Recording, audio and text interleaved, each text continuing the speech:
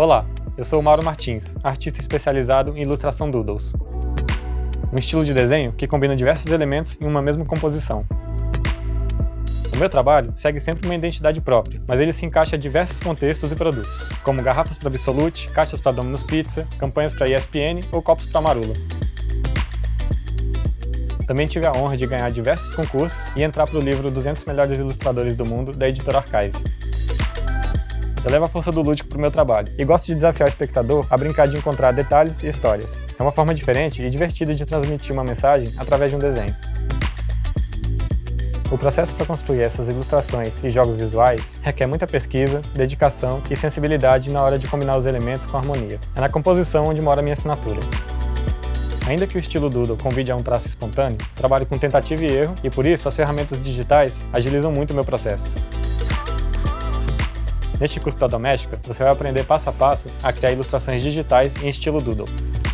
Vou te ensinar como elaborar desde as primeiras ideias do seu desenho até a execução de uma composição final com uma ou mais mensagens por trás.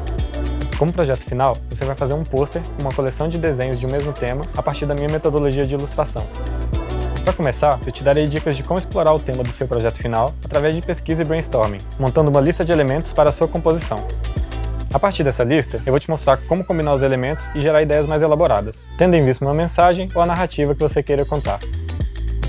Vou te falar sobre a diferença de estilos de ilustração e mostrarei como o meu traço, a forma do meu desenho e os acabamentos definem o meu estilo. E claro, sempre te incentivando a encontrar o seu.